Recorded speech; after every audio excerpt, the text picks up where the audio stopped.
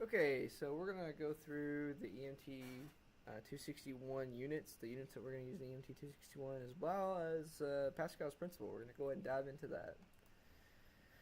So there are two systems of units that we're going to be using. The U.S. units, Imperial Units, which is based on the British gravitational system, as well as the SI units. So the units that we're going to be using are mostly going to be time, displacement, and mass. And most of our other units, such as force, area, volume, pressure, anything else coming after that, is just going to be derived from these first three units. Okay. So one thing we need to talk about is what units we need to be using for each of the two systems. So for time, it's pretty simple. We're going to be using seconds for both the British gravitational system, the U.S. system, and the SI system. Now, there are other units of time, such as a minute, day, so on and so forth. But seconds is what we want to convert to whenever we're doing our calculations. Displacement is going to be in feet for the U.S. system and meter for the SI system. For mass, we're going to be using slug for the U.S. system and kilogram for the SI system. Now, if you've never heard of the slug, it's completely fine. Understand. We're going to talk about that. There is another unit of mass, which is the pound mass. We will not be using pound mass. If you see pound, it will be a pound force. And you might expect that the kilogram would actually be, or the SI unit of mass might be the gram, but we're going to be using the kilogram, and that's commonly used in physics, and that's what we're going to be using in our class as well. For force, we're going to be using the pound force, and for SI unit, we're going to be using the Newton. For area, we're going to be using the feet squared. We're going to be using feet squared, and for SI, we're going to be using meters squared. And volume, feet cubed, and meter cubed, of course. I did throw in gallon and liter there because gallon and liter are very commonly used in industry, and so it's important that we cover those as well. And we'll use those in class, but we'll be using feet cubed quite often as well. So one thing I want to cover just briefly, and this is in your formula sheet, formula packet, is the SI prefixes. The SI prefixes are you're probably going to see in pretty much every science class, but there's a list for you, and we're going to be using this list to maybe do some conversions here in just a little bit. A couple of conversions for imperial units. SI is pretty easy. We have the prefixes, right? But for imperial units, we've got weird conversions. For time, it's all the same. This applies for both SI and imperial. So 1 day is 24 hours, 1 hour, 60 minutes, 1 minute, 60 seconds, so on and so forth. But for displacement, we have mile is 1,760 yards. 1 yard's 3 feet. 1 foot's 12 inches. So that's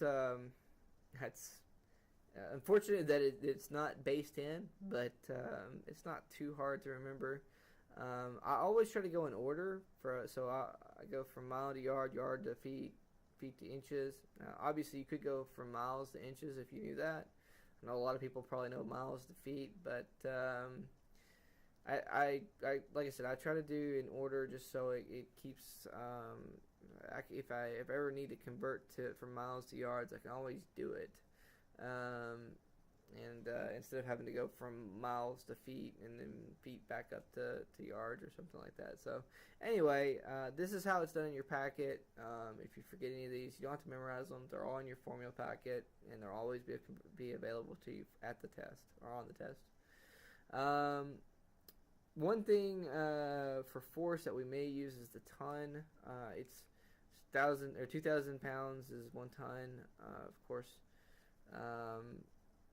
we won't use it a lot, but since hydraulics are so powerful and produce very, very large amounts of force, sometimes it's easier just to convert that into tons.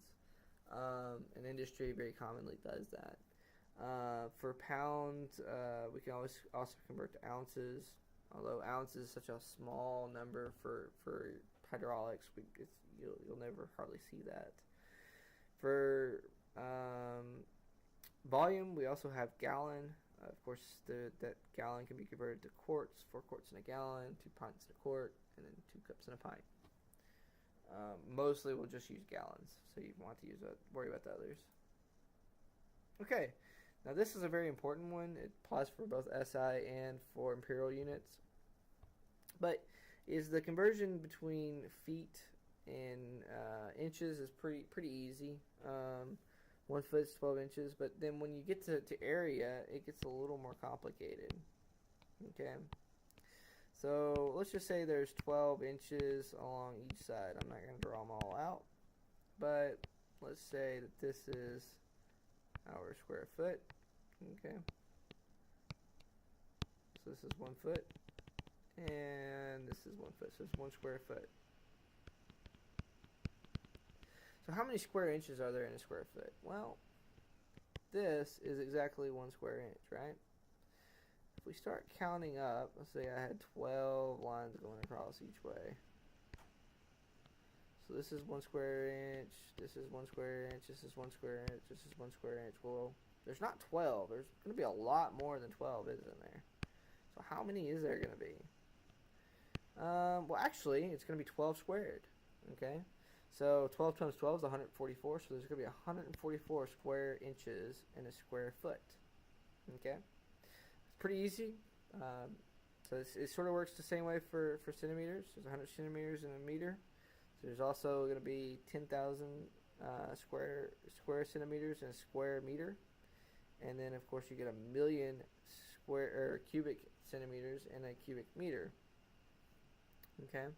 How do I get that one? It's the same thing. A square, you're going to multiply again. So for our feet, we've got 12 times 12 equals 144, but that's for inches squared. And then 12 times 12 times 12 gives us inches cubed, and that's 1728. So if we go to cube, so let's see here, so if we can extend these out just a little bit. Okay. So here's 1 cubic inch. So that gets applied as well. So if you're going to convert between a linear inch to a square inch, make sure you square the units. If you're going to go from a linear inch to a cubic inch, I'm sorry, if you're going to, it converts in cubic feet to cubic inches, you're going to have to cube the conversion of 12. So 12 times 12 times 12. And that applies to anything else. So if you're going to square 1 foot, or 1 yard, I'm sorry, equals 3 feet. Okay, 1 yard squared equals 3 squared, which is 9 feet squared. Applies to everything. Area of a circle. It's pretty easy. Area of a circle is pi r squared. Okay. A lot of times the area or the r is of course radius. If we have a circle here, center point to any side is going to be our radius.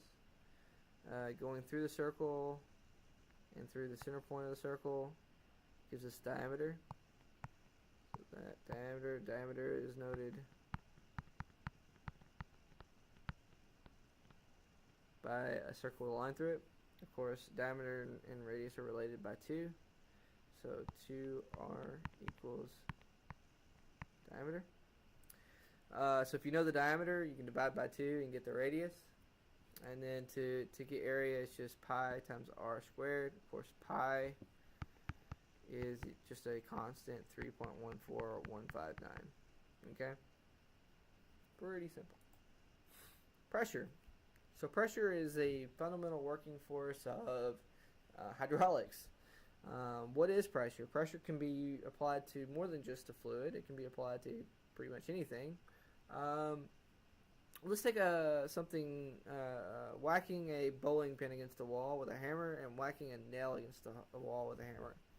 The bowling pin actually has a pretty large area, whereas the area for a nail is pretty low. The force we'll say is the same, but then we've got pressure. So if force is the same, so force is going to be the same, and our area for our bowling pin is higher, okay, so our area is larger, then what happens to our pressure? Well, pressure is going to, since force is being divided by area, if area is increased, then our pressure is going to be decreased, okay? So the pressure for our bowling pin is actually going to be less. For our nail is the other way around. We have area being decreased, and we have pressure being increased. So our nail is got a higher pressure, and that's what causes it to be able to be driven into a wall. Okay, so why are we talking about pressure, and how does that relate to fluids? Well, let's talk about something like a wine bottle. So give me a wine bottle here. This is going to be an absolutely horrible wine bottle, but I digress. So let's say we put a cork in it. Okay, let's say this cork has an area of, I don't know, 2 inches squared. Okay, so we apply a force to it. Let's say that force is, I don't know, 100 pounds. Okay, so if we want to know the pressure in here, so what is the pressure inside this wine bottle? Well, all we have to do is to take our force, which is 100 pounds, and we divide it by our area, which is 2 inches squared. Okay, and that gives us 50 pounds force per inches squared. Now, you're probably going to ask, oh, why did he use inches squared? Well, probably should have used feet squared, because I just told you that was the base unit. But we do commonly use inch squared in industry. It's going to be the most common thing to use. But you will very, very often have to convert to feet squared for other reasons. And we'll talk about that in later lessons, why we convert to feet squared. But pressure, again, our pressure is going to be in some force over some area. Okay, so let's talk about Pascal's law. Or Pascal's principle. So Pascal's principle is when pressure is exerted anywhere on an incompressible fluid, that pressure is transmitted equally in all directions. So this is really interesting, because let's take our wine bottle example. So if we applied 50 pounds of per square inch of pressure to our wine bottle, okay, let's say that it has 50 pounds per square inch. Let's convert that back into a force, but for the bottom of the bottle. So we notice, if we look at over here at this little diagram, that we have force being pushed in all directions. And so this diagram is actually done the exact same thing what we were just going to do, just slightly different numbers. But if you notice that a 10-pound force applied to a stopper of 1 square inch, okay, so let's go ahead and do that one real quick. 10 pounds of force, 10-pound force, divided by 1 inch squared, well, that's just 10 psi. So we're applying 10 psi, so it's 5 times less than what we were just talking about earlier. Then let's say our bottom of our bottle is much larger. Well, that makes sense, because our cork is much smaller than the bottom of our bottle. then let's say it has an area of 20 square inches. That means the bottom of the bottle has a 200-pound push. Now this is really important. It's actually very interesting because used to, one of the things that a lot of, I say a long time ago, not used to, it's been a long, long time ago, when they were making wine bottles, they had a problem if you push the cork in and hit it really hard with your palm of your hand. Even though you're only putting a few pounds of force on it, it's actually being multiplied quite largely by the fluid inside, the wine. And it would actually cause the bottom of the wine bottle to bust out. Of course, if you ever look at a wine bottle, you'll notice that nowadays the bottom of the wine bottle is much thicker for both the reason for the cork and also because, of course, when you set it down, you're using the bottom as well. So this is the basis of how we transmit power. We apply some force in one part of the circuit. That force is converted into a pressure on the fluid. The fluid exerts that pressure in all directions, and then somewhere else in the circuit, something gets moved. Okay. So let's go ahead and do a couple of examples here. Let's convert 10 yards squared to inches squared. Okay, let's draw a yard real quick and just see your previous slide.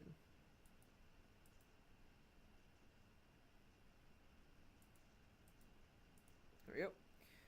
Let's draw a square here. Okay, so this is 1 yard, right?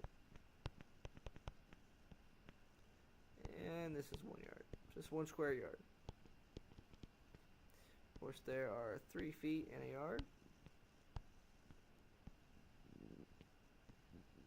So we count them up as 1, 2, 3, 4, 5, 6, 7, 8, 9.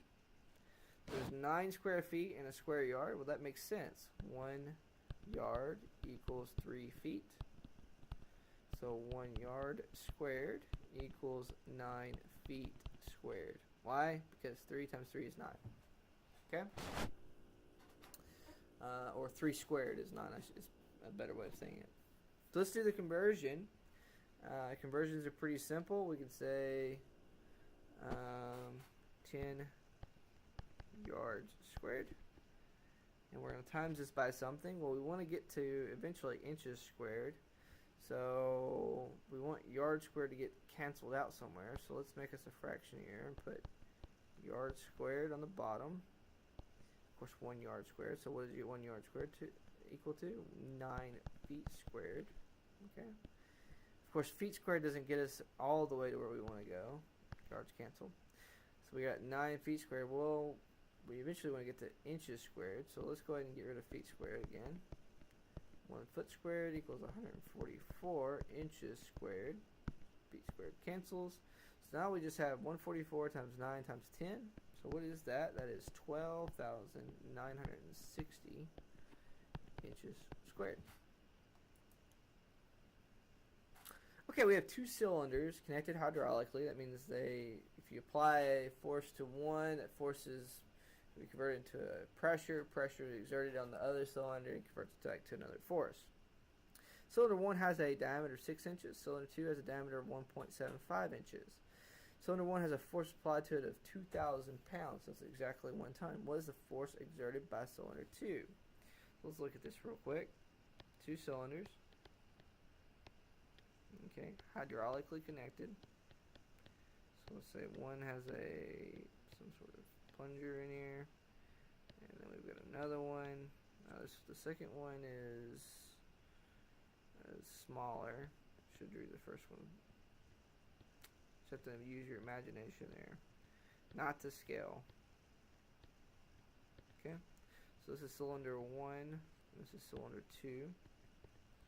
Alright, and this has a diameter of 6 inches.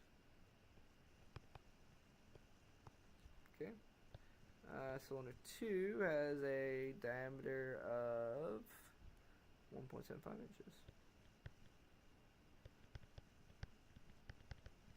Okay.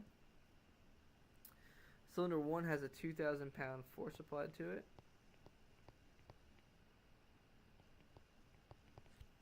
Alright, so we want to know what is the force being exerted by cylinder 2. I would assume there is some sort of load here. Okay. So what is that force being applied? Okay. First thing we need to do is figure out the areas of the two cylinders. That's what's going to make the most sense. So area again is going to be pi r squared. So area for R for cylinder 1, so R1 is 3 inches. And R2 is going to be 1.75 divided by 2, which, off the top of my head, 0.875. Should know that one. Okay. So let's go ahead and find the area for cylinder 1. Area 1 is going to be equal to 3 squared times pi, which is equal to 28.27 inches squared. Of course, this is just an inch right here. Area 2 equals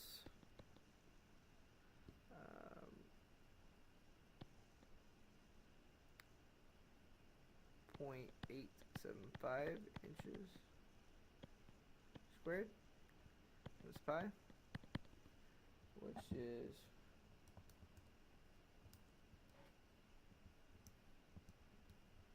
2.4.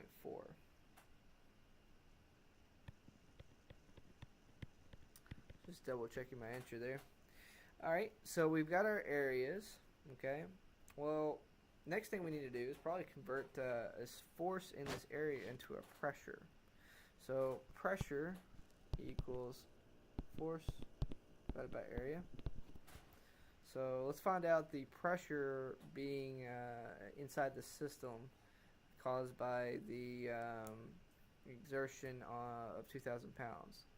So let's say P1 is going to be equal to force, which is 2,000 pounds, divided by area. The area is 28.27 inches squared.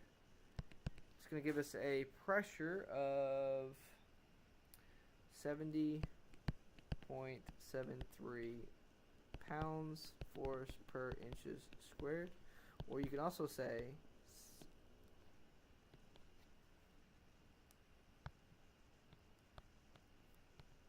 70.73 PSI. That's an abbreviation for pounds per square inch. Okay. So let's convert that back to the second cylinder. What can it do? All right. So we have 70 PSI.